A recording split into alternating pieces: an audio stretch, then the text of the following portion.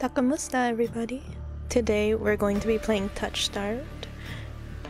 So, this game is an otome game. It's a dark romance visual novel where your choices determine whether the story ends with gothic romance or blood-curdling horror. So, let's see how it is. Kinda nervous. Because all I remember is it being an otome. I didn't know it was about blood-curdling horror, so if you may know me already, I'm really not good with horror, so this is gonna be really fun. Oh, also, if you may have noticed, I am in a model, a Vtuber model, instead of my typical PNG tuber with the purple skin and all. And if you haven't noticed, I've been streaming with this Vtuber instead, this Vtuber model, and I've been wanting to try it out in video form instead. So let's see how it goes. You can see more movement with me. So we'll see how it goes. Oh, I also made this asset with the bubble tea, or well, not bubble tea, but I guess tea, a smoothie. Okay, so we're gonna try it out now. New game. This is a demo, and not the finished product. Okay. Oh, Touchstarved is intended for older audience. It contains mature content that includes, but is not limited to, horror, graphic, violence, strong language, alcohol and drug references, injury, and dismemberment. Player discretion is advised. So please keep in mind, if you are triggered by this or if it's too uncomfortable for you, then click away and I'll see you in the next video. In any case, let's continue on. Okay, please proceed. In Touchstarved, your choices matter. The decisions you make may result in unique dialogue, interactions, or even choices in red text, which contain exclusive content. Try playing through the demo more than once and choosing different options. You might even uncover a secret ending, and remember there are no wrong choices, only interesting ones. Choose wisely and save often. Thank you for the reminder. I am not good at saving often. Whether it's for drawings or just playing games where you have to save a lot, I keep forgetting. So hopefully I remember. If not, rest in peace. We can go through different endings, so I don't know if I'll do that, because typically I'm the type of otome player where if I get one ending with my with my favorite character, then I'm good to go. I'm all set. Like, I don't need to do any more endings. And I kind of want to try and expand more instead of just saying, okay, that's it, I'm done, afterwards. Like, I want to try more endings instead of just finishing one and saying that's it. So we'll see if this game will change me. Choose my name. I might go for Aki-ko. That's what I usually go for. Hold on, my dog is... Whoa!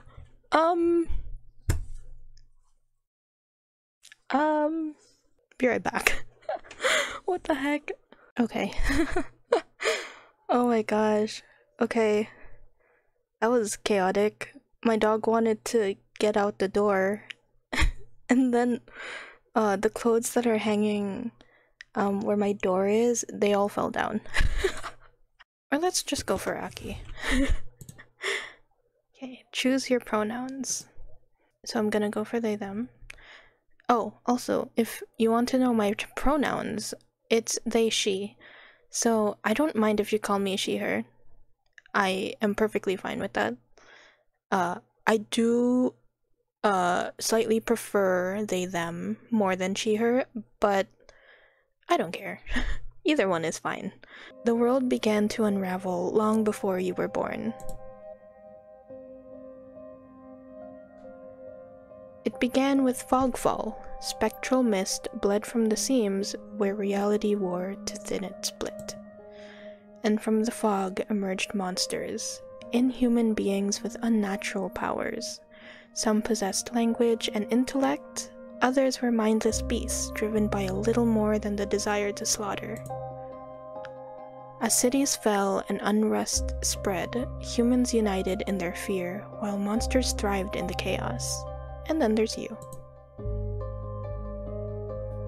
You're not even sure if you're human. You were born cursed, with hands that alter the minds of anyone you touch. Choose your backstory. Oh, the Unnamed, the Hound, and the Alchemist.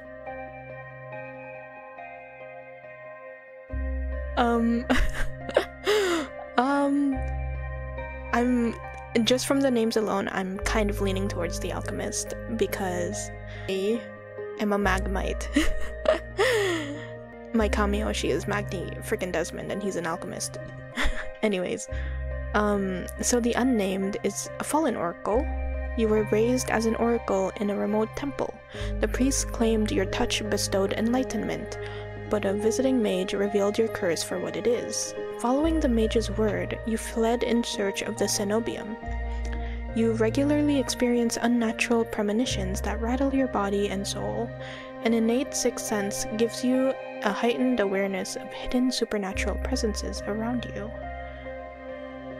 Interesting. Okay. The Hound. You were raised by society's outcasts, criminals who accepted you when nobody else could. Your partner in crime, a friend since childhood, helped you steal enough money for a curse, then betrayed you. Yikes. They left you with only enough coin to travel to the cenobium, your last hope. You have sharply honed social intuition. You can survive and even thrive in the violent underbelly of any city, using your experience with the underworld to get ahead. The Alchemist, an abandoned mage, an exiled cenobium mage, took you in as a child, raising you as her apprentice. She seemed to take pity on your curse, but you discovered that she was cultivating you as a test subject. You fled to the cenobium, seeking a cure. You are an experienced spellcaster with encyclopedic knowledge of alchemy, spellcraft, and history. With a little observation, you can identify the subtle effects of magic. Out of all of these, I am more interested in the Alchemist, actually. So, you know, even if I am a Magmite, I still feel like I would have picked this one, even if I wasn't, you know? Because this is interesting, because I'm not always a mage in some games. Like, sometimes I'm an archer, but recently I've been interested in mages. Your name is Aki. You selected they them pronouns. Your backstory is the Alchemist. Is this correct? Yes. The wasteland stretches as far as the eye can see. There's nothing out here but death, the ever-present stench of decay, and countless sun-bleached bones cast like seeds across the barren land. I could say death doesn't scare me, but to tell the truth, I'm desperate. It's been 2 weeks since I joined a caravan bound across the waste. Finding a group that would accept me was a trial in itself. As rations grew sparse and my canteen ran dry, I began to despair, but then I saw it. Ooh. Iridia, the city of knowledge, one of the last bastions of humanity left in the world, and home to the famous academy called the Cenobium. All the world's knowledge gathered in one place. If there's anywhere I'll find a cure for my curse, it's there.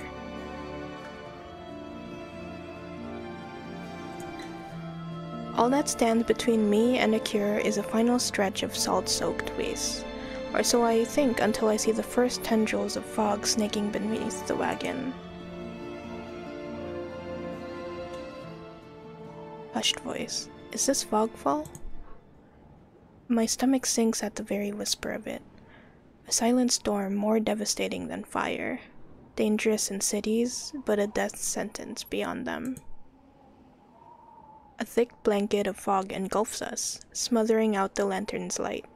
The wagon lurches to a stop. An eerie silence, heavy as the mist falls over us. The only warning we get is a strangled scream. Stay back!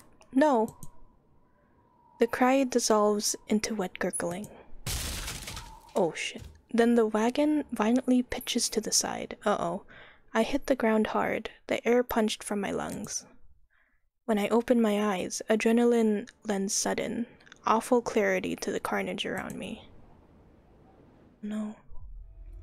A trader I once shared bread with lies face down in the mud, their back reduced to long strings of torn muscle, gleaming gristle, and exposed bone. Bodies litter the wasteland. Oh my goodness. I tried to rise, but my ankle explodes with pain so blinding. White blooms across my vision. Only when my eyes adjust do I see the dark shape in front of me. Ooh. A soulless stoops over the twisted form of a caravaner. I freeze, but it swivels its head. A dozen bulging eyes twitch in my direction and blink as one. Yikes. But that's a really cool monster. That's a cool design. I really like that. Ooh. Oh my goodness. The soulless lets out an ear-splitting shriek and runs at me. But right before it reaches me, the beast barrels past, vanishing into the mist. Distantly, a horse screams in the dark. I need to move now. Run for the city, head towards the wagon. Run for the city. I take off, running deeper into the haze. The fog is so thick that I fear I'm heading in the wrong direction until I see a dim pinprick of light emanating from the shadow of a spire. It's faint, but it's enough. I came too far to die here. Rapid footsteps echo all around me. I turn in circles, frantically searching the opaque mist for the source, but the fogfall twists and stretches sound. Suddenly, the caravan's driver bursts forth from the fog. Our eyes meet too late. He slams into me, knocking me to the ground, and slips in a patch of mud. The soulless falls on him as soon as he slows. It catches the driver by his throat and rakes his stomach with razor-sharp claws. He comes apart like wet paper, spilling intestines and viscera in a steaming tide. Yikes. Fighting the urge to heave, I claw frantically through the slippery muck for a handhold. Shit! My hand catches on the jagged edge of a rib jutting up from the water. Bandages unfurl around the gouge torn deep into my palm. Yikes. The pain's quickly forgotten when a hand closes around my wrist. Oh? Can you stand? One of the travelers from the caravan leans over me. We need to run. They reach for my hand, and I realize too late that my bandages have become undone. No, don't touch me! The sensation of their thumb brushing the back of my hand sends a shiver down my spine. All it takes is one touch, and in the space of a breath, my curse takes hold. Oh my god. Oh, yikes. Their lips peel back into a deranged grin.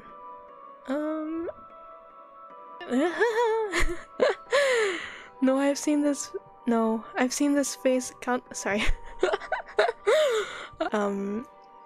That's too embarrassing. No, I've seen this face countless times before. This is my curse, madness of my own making. Their grip on my hand tightens until pain radiates from my knuckles. Let me go. Suddenly, clammy hands crush my throat, choking off my breath. Die, die, die! Spit bubbles at the corner of their mouth and flecks my face. The edges of my vision darken as my lungs scream for air. Scream for help. Fight them off. Fight them off. My nails gouge deep into the traveler's wrist, but no matter how much blood I draw, they don't flinch. The more I struggle, the tighter their grip grows. My pulse hammers in my ears, slowing with each thudding beat. This can't be happening. I'm going to die, and not because of the fogfall or the soulless, but because of my own curse. Tears sting my eyes. No, no, no. Not here. Not like this. The hands drop from my neck, leaving me wheezing for air. My lungs burn with each ragged cough. My vision clears and the traveler's face takes shape, hovering inches from mine. lips still split in that macabre smile, even as blood seeps between their teeth. They give one last shuddering breath. They slump over, the claws hooked through their stomach. The soulless shoves the body aside, and the glowing eyes studying its leathery skin, thin as though grinning. Yikes! There's a flash of claws. Red spills across my vision. I thought there'd be pain, but as I sink into the murky water, all I feel is the grit of slit filling my mouth and the icy embrace of shallow water. Distantly, I notice an arm resting among an outcrop of reeds, mine neatly severed at the elbow. Did I pick the wrong choice already? It should have taken both arms. Without them, maybe I could survive. I could have survived. Maybe I could have had a home. Instead, I'll die cold, alone, and face down in a desolate wasteland. Are you for real right now? A fitting end for a monstrosity like me. Wow, no way. If this is death, it's not as bad as I feared. The cold is gone, as is the choking stench of bog water. Bro, if I imagine I got the bad ending straight away, jeez. I could drift forever, cocooned in oblivion until all thought and sensation vanished. No curse, nobody howling at me in madness and terror, nothing at all. The thought has a terrible appeal to it. But the next moment I take a reflexive breath. Air pours into my lungs, then out again in a ragged gasp. Feeling comes flooding back. Warm cloth on my bare skin, a firm surface underneath me, a strange tang of sulfur in the air. Do not be afraid.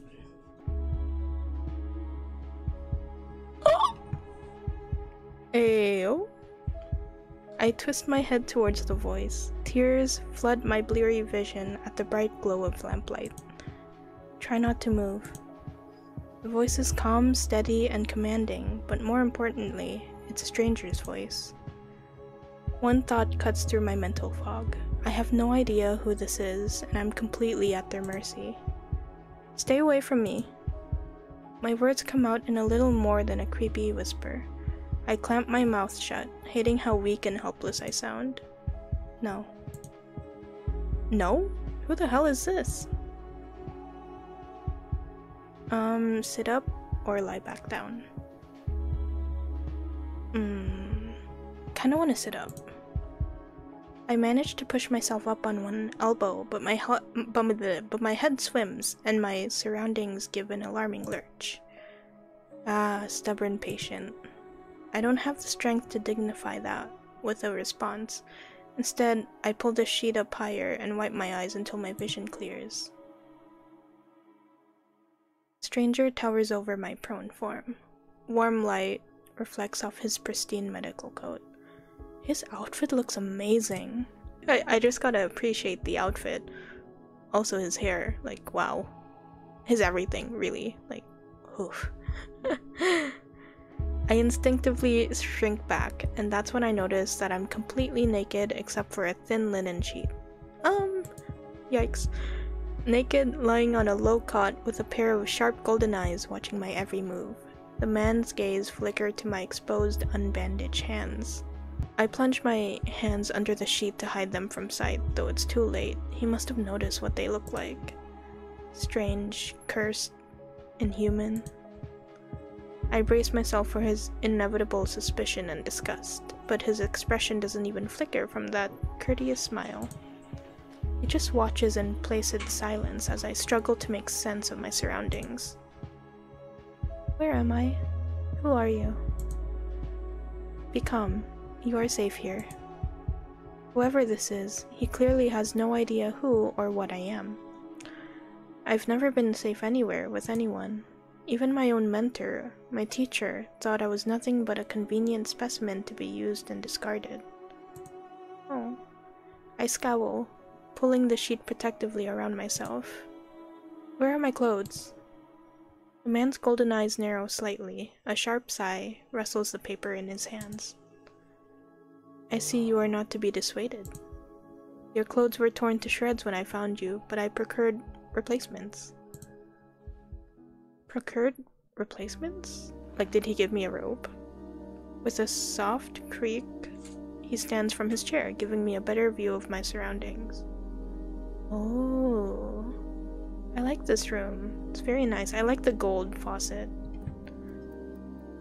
Oh, this is so cool. Oh, a fireplace too. Oh, so is this where I'm laying down? I seem to be in some sort of medical clinic. Yeah, I get it. Bottles of silvery alchemical concoctions line the counter in neat rows. The air makes my nose twitch, a faint whiff of smoke and something distinctly metallic that I can't quite place. The doctor produces a large, dense bundle of cloth, which he sets in the foot of my cot. Oh wow, he's easily a head taller than most, and I had to crane my neck to look at him.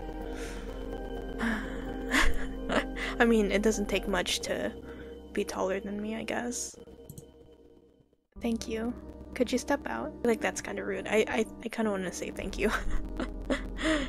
I should be polite if I can, especially since I don't know who this is, what he can do, or what he wants with me. Thank you. Oh, we got the side of his back. Oh my god, I just noticed the earrings. Wow, that's pretty. It's like a moon. You are welcome. I will leave you to get dressed. With a curt nod, he leaves through a narrow door. Thanks. I hear a soft click as the lock turns behind him. I count to 3 in the sudden silence. When I don't hear any more footsteps, I reach for the bundle of clothes. An itch on my elbow stops me short. I reach down absently to rub at it, then freeze when my fingers met a neat line of stitches. Oh. I know what I saw. The beast took my arm clean off. And yet my arm shows no sign of injury apart from the black stitches poking through my skin. I gingerly flex my fingers, feeling my heart race at the sensation. This is impossible. I should be dead, or at the very least, gasping out my last breaths. I squeeze my eyes shut, waiting for the pleasant dream to unravel, to wake up bleeding out in the swamp. But nothing happens. The second ticks by, and my arm remains resolutely healed, my surroundings pristine and quiet. I wonder how he got us. Like, I wonder who got us, because I don't even know if this doctor even saved us to begin with, and if it was someone else who found us and then took us to him. Interesting. In numb disbelief, I reach for the replacement cloth. Or replacement clothes, and begin stiffly pulling them on. They're thicker and warmer than mine were, with a black woolen cloak to go on with them. But there's one thing still missing, my bandages. The golden-eyed man didn't leave me with any, even though I know he saw my hands. I slide off the bed and take a few uneasy steps towards one of the drawers. If this is indeed a doctor's clinic, there must be bandages somewhere. I start opening drawers at random, and of course that's when the door swings open once more. Are you looking for something? Rip. I roll around, clutching a thick roll of clean bandages. I try to step back from him, but my legs bump up against the edge of the cot. Your caution is understandable, though if I meant you any harm, you would know. That doesn't make me feel any better in the slightest. But he makes no move towards me, so I quickly wind the bandages around my hands. The glowing scars and mottled skin disappear under a layer of clean white cotton. May I ask why you need additional bandages? Oh, that's... He's looking away. I clench my jaw. I knew it would only be a matter of time before he asked about my hands. Though the way he does, it is strangely roundabout.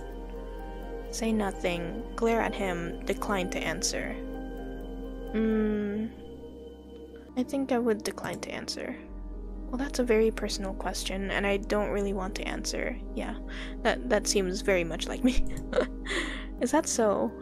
Surely you realize that I can only help if you tell me what ails you. An involuntary snort of laughter escapes me. Where would I even begin? Would he even believe me if I told him? No, best to keep my curse to myself for now, and learn more about him first. Who are you? You may call me Kuras. Kuras? Kuras? I'll say Kuras. And where exactly am I? Iridia, which I assume was your caravan's destination. I can think of nowhere else for a group of travelers to go. Iridia. So I made it to the City of Knowledge after all. I should feel relieved, but all I can manage is a vague sense of increasing unease. How did I end up here? I brought you to my clinic, of course. You were the only survivor from the caravan, barely clinging to life. You needed immediate treatment. I wonder what he was doing over there. Which you provided? Yes. He says it so simply, as if I'm a small child and he's explaining basic addition to me. I frown and flex the fingers on my recently healed arm. Aside from being a bit stiff, it feels fine, thoroughly attached to me. You're saying that you stitched my arm back on? Pardon? A Solus attacked the caravan. It ripped everyone to shreds. It tore my arm clean off. But when I woke up here, I spent my entire life learning from a Cenobian mage, and I know of no alchemy or magic that could reattach a severed limb. Even if he somehow could heal me by magic, I should detect traces of it, but I sense nothing out of the ordinary at all. The doctor, Kuras, pinches the bridge of his nose. He sits back down in his chair, quiet for a long time. I do not know where you come from, but Iridia is the city of knowledge and deadly secrets alike. Information is power, and it is most unwise to give it or receive it freely. Since you have refused to divulge your secrets, I will not divulge mine. I do not even know your name. You are new to Iridia, so I will overlook this specific breach of etiquette. However, you should not expect others to extend the same courtesy. Do you understand? He looks pointedly at my freshly bandaged hands. Loath though I am to admit, he does have a point. I'm also a complete stranger to him, and if he's telling the truth, he saved my life. I take a deep, steadying breath. This time, when I speak, I sound a bit more like myself. Aki. My name is Aki. It is a pleasure to meet you, Aki. There's a little more warmth in his smile, his polite demeanor back in an instant. Thank you for saving me. Why did you save me? Thank you for saving me. Thank you for saving my life. I chance a smile in return. Even if he won't explain how he did the impossible, there's no doubt in my mind that I'd be dead if not for Kuras. Think nothing of it. I'm not sure if he's just being excessively courteous, but his words only raise more urgent questions. But I have to ask, why did you save me? You don't know me. The question seems to startle Kuras. I could hardly leave you to die in the waste. Assisting those in need is the very essence of a doctor's duty. I've never met a doctor who also handed out free clothes. My fingers find the edge of the cloak. There's a subtle but delicately embroidered pattern around the hem. I try not to think about what kind of price Kuras might ask for such well-made clothes. No, I suppose not. Cute. Forgive my presumption, I rarely come across so fascinating a patient. He thinks I'm fascinating? Hey yo. Already? Damn. I blink. What did he just say?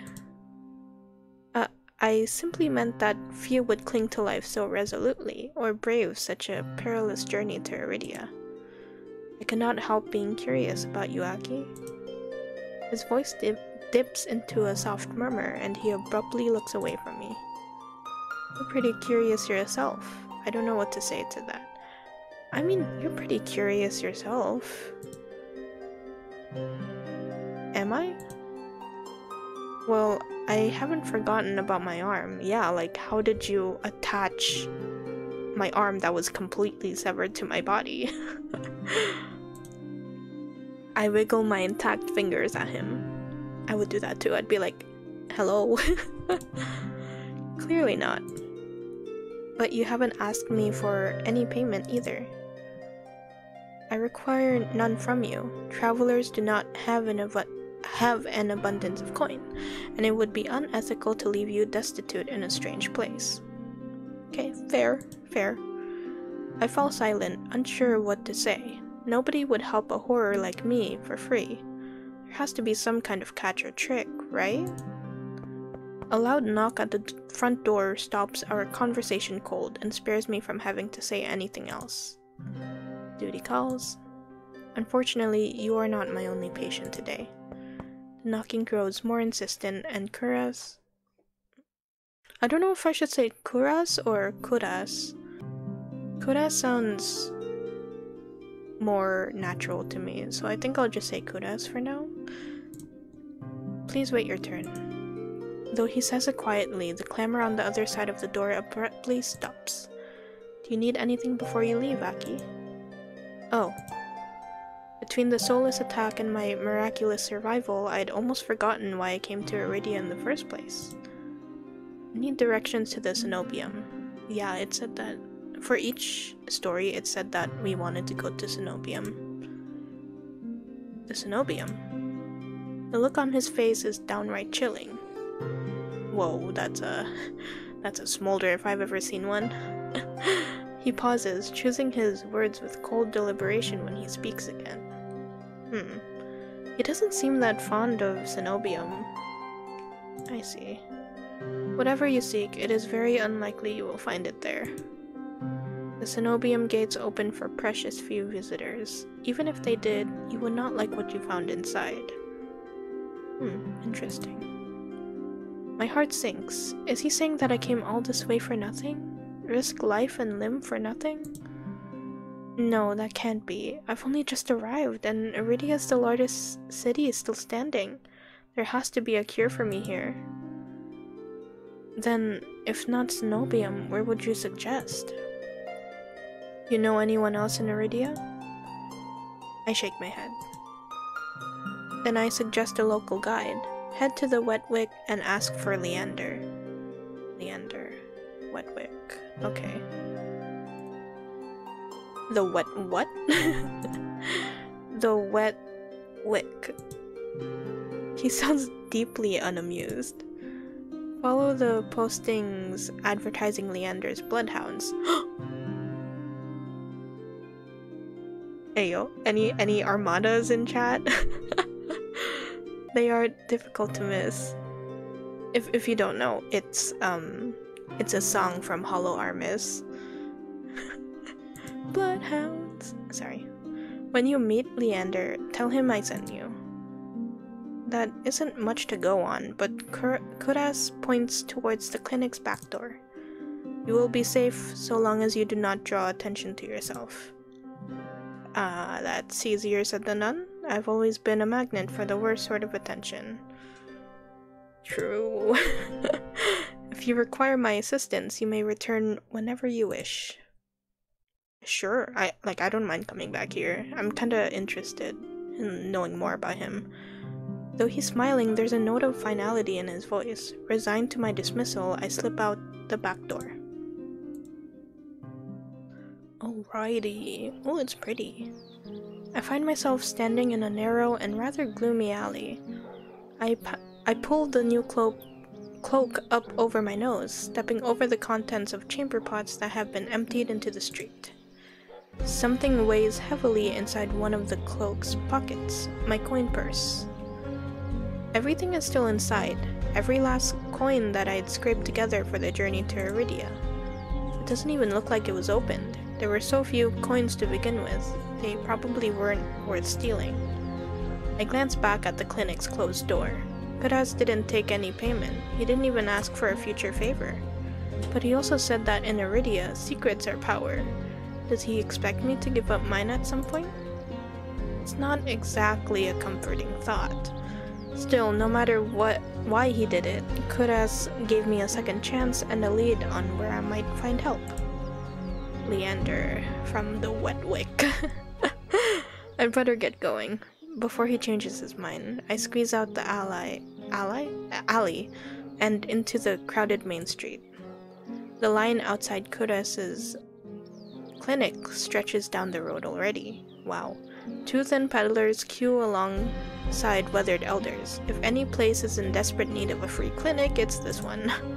The cobblestones are treacherously rough under my feet, deep grooves worn between them by regular flooding and decades of hard use.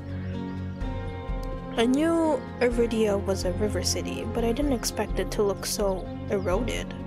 The buildings are tired and dilapidated, all crammed together in a narrow street.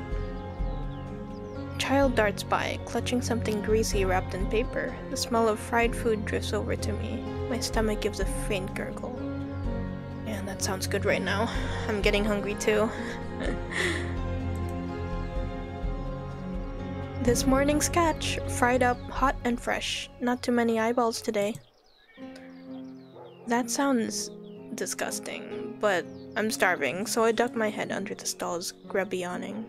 A large fish leers up at me, its 3 bulging eyes still visible through this thick layer of crispy batter.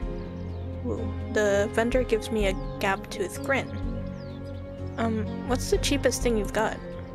The vendor points at a metal basket of what looks like long strips of savory fried dough. Oh, that sounds so good.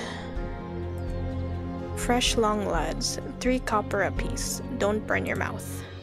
I take the coins out, counting them gingerly. At this rate, I might not even be able to afford dinner. Reluctantly, I drop the payment on the counter and take my meal. Ooh. 2 streets later, I pass under a wrought iron archway adorned with dangling garlands of red and pink lilies. Pretty. The buildings in this corridor are a dizzying riot of color, painted walls, and tinted glass everywhere I look. Sheer red and pink curtains flutter in open doorways. Musical voices call out invitingly. Incense mingles with the pungent scent of flowers, barely covering the salt and musk of warm bodies. So a brothel, I guess? This must be Iridia's entertainment district. I'm polishing off my food and dusting the crumbs from my hands when I spot a poster. It features the silhouette of a smiling man wearing a single dagger-like earring and the word Bloodhounds. Printed above his head, a motto, as above, so below, circles the artwork. If Leander is the leader of Bloodhounds, then the face printed on the poster is likely his. I follow the line of identical posters around a corner and nearly hit my head on a precariously dangling wooden sign. Looking up, faded orange letters read The Wetwick. The facade of the building looks like it's seen better days, but I hear faint music and laughter coming from inside. I forgot who Leander was. Like which boy it was, from what I saw from the official website. The inside of the bar is a far cry from the abandoned exterior. It's not even midday, yet most of the tables and booths are occupied by a loose assembly of people in matching green clothes. I'm no stranger to bars. Sometimes I would take my books to the local tavern for a change of scenery, but I much prefer quieter places. Yep, sounds like me. I think I chose the right backstory for me. A cursory glance doesn't turn up anyone with a dagger-shaped earring. I'm about to head towards the counter when a chant rises from the center of the room. Show! Show! Show! The remaining green cloaks abandon the bar and their booths to rush towards the center of the room in a sudden torrent. There's no time to move out of the way. I'm caught, swept along in the ale-stench current. Hey! Rhythmic chanting drowns out my voice. I thrash, throwing out my elbows as the press of bodies grow heavier. My hips knock into a table. Ouch. Yikes. I grip it, holding on tight to steady myself, but the crowd has stilled. The chanting stopped. A pair of gilded boots stride across the tabletop. Oh. Oh, seriously? You dogs? Again? Oh my god. It's him! Him too! So, there's like 3 of them that I have in mind. The first one was the doctor that we just met, Kudas. And now, this dude. This dude. I can tell from his chest and the belts and the gloves already. It's him. And the scar here too. I think I was also interested in him too, and also the white-haired, the traveler, I think, from what I remember. Scattered laughter and cheers rise from the audience. I drag my eyes upward. Sheesh. A well-dressed man stands on the table in front of me, his broad shoulders framed by the thick by the thick lapels of a trench coat. This really is the last time, alright. He is very pretty, my goodness. Wow. This time when he speaks, the audience falls silent, as though bewitched by his magnetic presence of a rich, low voice. Ooh. But nothing is as captivating as his smile. He beams at the crowd around him, a performer on his makeshift stage. That's really pretty. I just noticed the flowers too. That's really nice. Don't blink or you'll miss it. He laughs and the dagger-shaped earring dangling from his left ear catches the light in a flash of gold. It would seem I found Leander. He raises his hand above the audience and snaps. A flash of pale green light. Real magic, no ordinary stage trick, blinds me. Ow. As the brilliance ebbs, my gaze refocuses on the mage towering above me. He flicks his wrist, and the magic spiraling around him coalesces. A delicate flower stem sprouts from between his pinched fingertips. One by one, glowing lily petals spring forth. It's so pretty. With a flourish, the mage presents the conjured flowers. The audience bursts into a clapping and cheers. My mouth hangs open, and not just on account of the impressive performance. There was no incantation, no spell circle. Never seen something so beautiful and intricate, conjured so effortlessly. Leander must be an incredibly gifted mage. No wonder Kudas recommended him.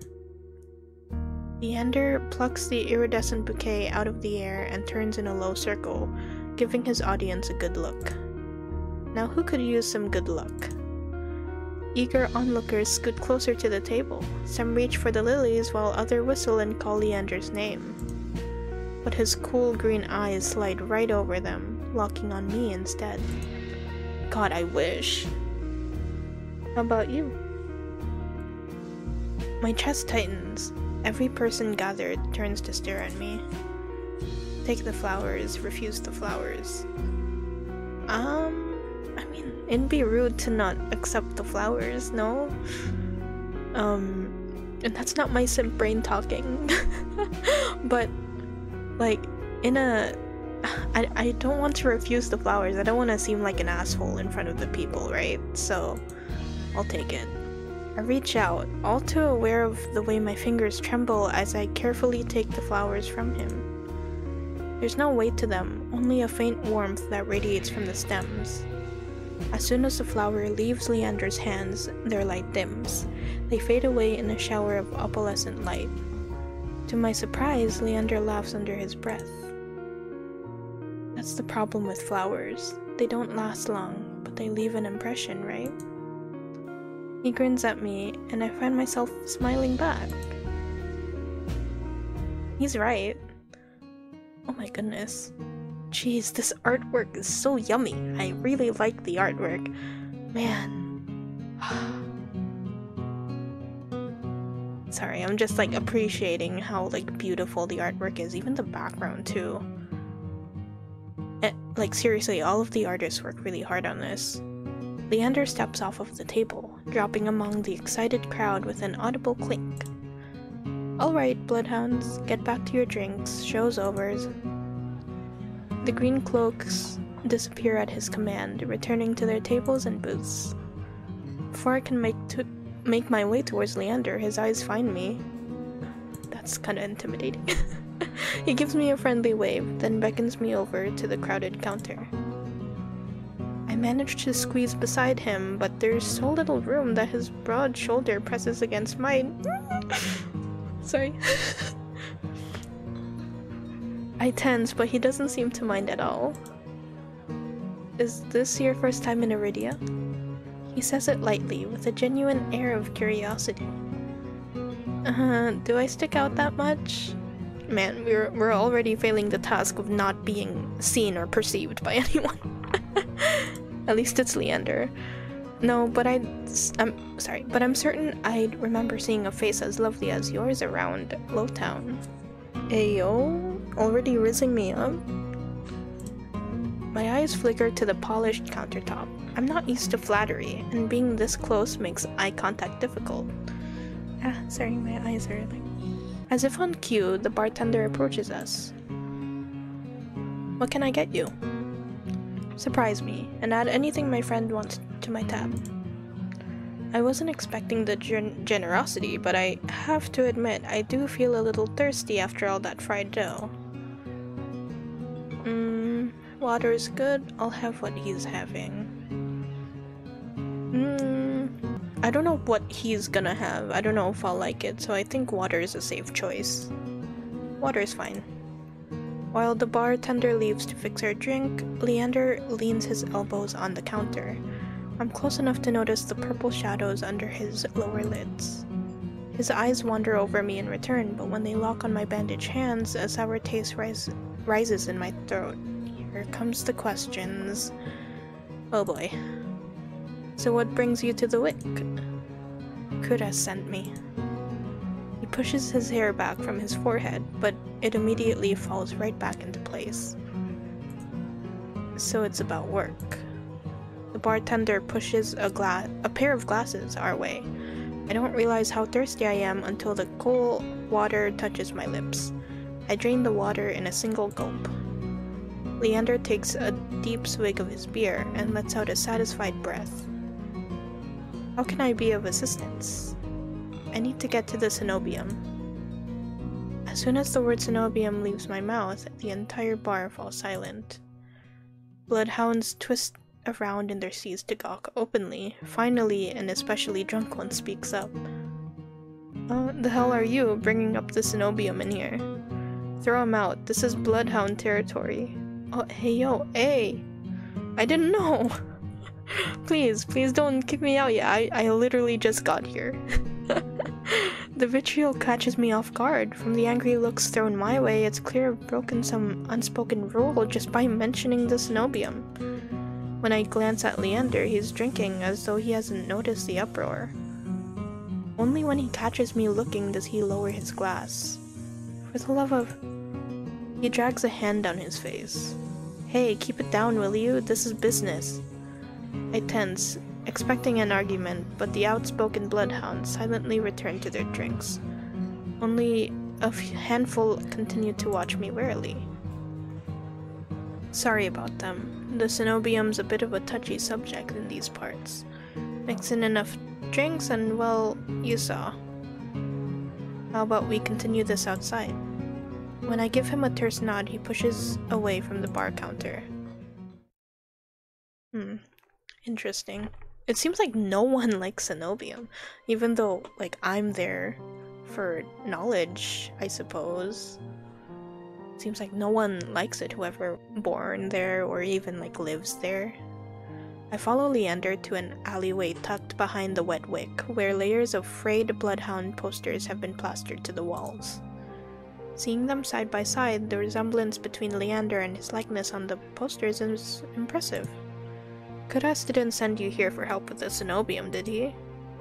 From the look he gives me, he already knows the answer. I glance away. No, he didn't. He suggested I find an alternative. Yet here you are, asking about them anyway. What do you need the cenobium for? I don't want to tell him about my curse. The less people know about my capabilities, the better. Thankfully, Leander takes my reluctant silence as an answer. Well, I see you're already aware of the city's currency. Information's worth is Information's worth its weight in gold here. Seems like it. Kurtas told you the truth. The Cenobium's dangerous. Get on their bad side and they'll imprison you if you're lucky, or torture you if you're not. Yikes. Torture? My teacher never described anything like that. But the Cenobium's supposed to be a place of learning, a sanctuary. The Cenobium has always been heralded as the last bastion of human knowledge, a shining beacon of hope in a world steeped in nightmares. I think our teacher lied to us, or at least, because it said that they were from Cenobium, no? I mean, that should have been a red flag to begin with, to be fair, because that teacher was an asshole to us, from what I saw from the backstory. That's what they want you to think, but things that seem too good to be true are often just that. Figures. Such a simple statement, and yet it leaves me reeling. If it's true, if I staked everything on a lie, then what now? Leander clears his throat. But as I always say, there's solutions to every problem, and alternatives to every solution. He claps his hands and turns to me with a brilliant smile. That's why Kudas pointed you to the Bloodhounds. Let us help you, whether it's hunting soulless, finding people, or recovering stolen valuables, we can do it all, and free of charge. I'm shaking my head before he even finished his practice speech. My patience is wearing dangerously thin. Listen, I appreciate the offer, but my problems can't be solved by a group of good Samaritans. To my chagrin, Leander nods slowly. Then your problem must be fairly serious, and if the Cenobium's your first choice, you're searching for a magical solution, aren't you? When my eyes widen, he nods along, as though he suspected all along. I'd be happy to help you out. That is, if you'll tell me what ails you. Leander might not work for the Cenobium, but if his show was any indication, then he's even stronger than the mage who raised me. She couldn't do anything about my curse, but maybe... I'm silent, plagued by indecision. I don't know if I can trust him, but it's not like I have any alternatives. I hate to admit it, but this could be my only path forward. My confession comes out in a pained whisper. I'm cursed. Cursed. Oh, now I'm very curious. What kind of curse? Something ancestral or more recent? He looks me up and down, taking in my face, my eyes, and finally my hands. It's your hands, isn't it? I wait until I'm certain my voice will remain steady before answering. My touch is dangerous. It changes people, hurts them. Before I've even finished, Leander begins taking his glove off. He tugs his left hand free and flexes his fingers. Let's see it. He offers me his hand, and a prismatic flash of magic ripples across his palm. An enhancement for protection, but I'm already shrinking backwards. I can't. I don't care how confident Leander is. I can't bring myself to hurt him, to see his kind face twist into a mask of madness. Believe me, this isn't an ordinary curse. I'll be fine. Perhaps where you came from, your affliction was strange and one of a kind. But spend a year in this city and you'll see 1,000 curses and thrice as many cures. Do you really think Kudas would send you here if I couldn't handle it? I mean, how should I know? I only met him today. I'm as good as any mage in the Cenobium. Better even. If they can help, so can I. You don't know what you're asking me. I'm asking you to trust me. Sorry, I shouldn't trust him that easily. I look from Leander's outstretched hand to his confident smile. I like it when they're confident. I like it when they're like that, you know? Or they're just like, just trust me. Like, he knows what he's doing, he's very confident about it. Even though, like, I'm worried, the fact that he's like, it's gonna be fine, I am going to be okay, is like, it's still a bit sketch, but Then with a short breath, I begin unwinding the bandages from my hand. Fine, but if you lose control, don't say I didn't warn you. Is he blushing? Hey yo? What? You can tie me up first if it makes you feel better. What? How dare you blush at that? That's...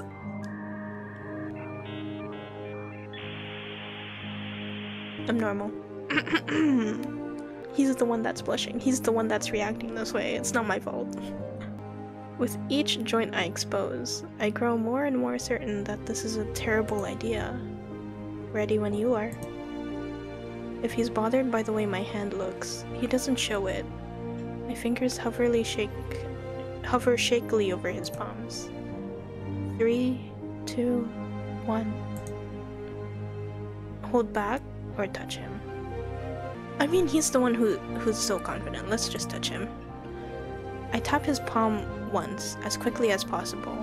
It's barely more than a brush, but that's all it ever takes. When I look at his face, expecting to see the worst, Leander only grins. See? It can't be. This time, when I reached out to touch Leander's palm again, he catches my wrist before I can pull away. I told you, there's really nothing to worry about. Why is he blushing? How dare he? He trails off when my thumb brushes the soft skin of his inner wrist. I search Leander's face for traces of madness, but his eyes remain clear, a soft green. Man, like I literally just met him.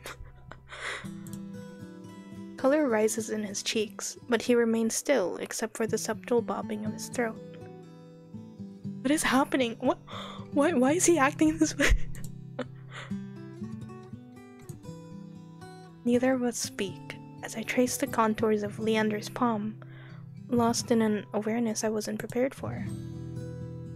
I've been with other people, kissing them, being embraced by them, and more, but not like this. My fingers, long depraved by years of bandaging, picked up every single detail. The grooves of his palms, the smooth shell of his nails, the pulse of his heart. Why is this is so intimate? But I do get it though, like we haven't been able to touch literally anyone for years, you know? So it makes sense that I would feel like the need for touch. I just realized the name, Touchstarved. Oh, duh. Wow.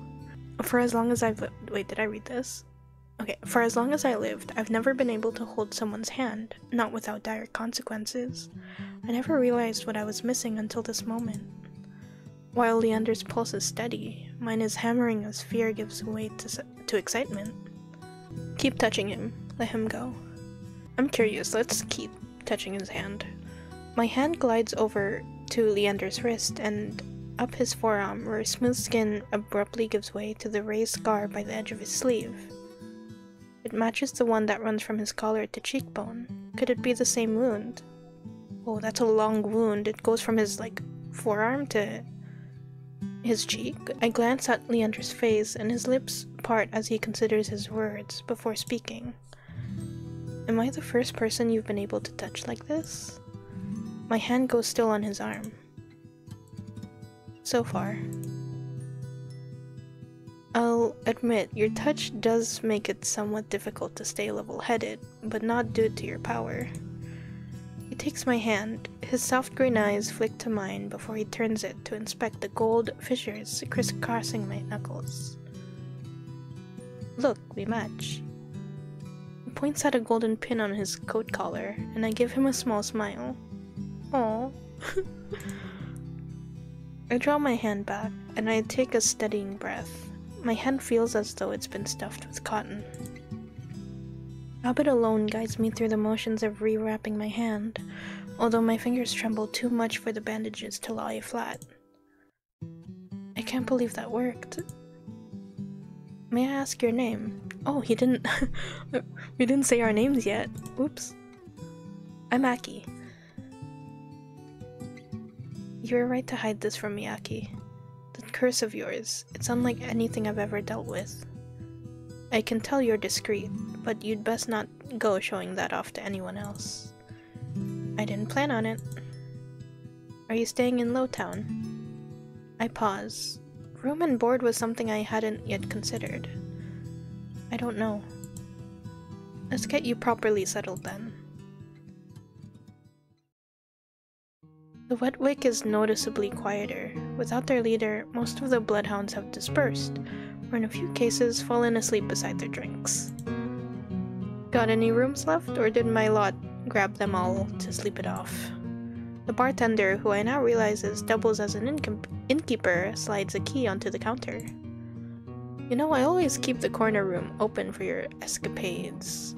Leander's laugh sounds slightly strained. He does seem like the person to have escapades, and I always appreciated it, but you're mistaken. This is just for my friend Aki. Sure, stay as long as you like. You two have fun. Okay, well, listen, now's not the moment. Escapades, huh? Leander clears his throat, then holds the key out to me. Cute, pout. But I hesitate. My coin purse barely holds enough for a day's worth of meals, let alone a room. How much do I owe you? Nothing. Bloodhound rates. My treat, since you shared your secret, food, drink, a warm bed, anything you need. Carefully, I take the keys from him. It's small, but weighs heavy in my palm. I never expected to have a warm bed in Iridia, let alone free meals. Thank you. Go explore, Aki. You'll find many roads in Iridia, each leading to a different answer. But if you need a reprieve from what haunts you, come find me. Just be careful. I nod, taking one last look at the gleaming bronze key before tucking it into the pocket of my cloak for safekeeping. Leander gives me one last friendly wave before I depart. Thank you for watching the video. If you want to check out more of my videos, you can head over to the left, or you can also check out my channel on the right.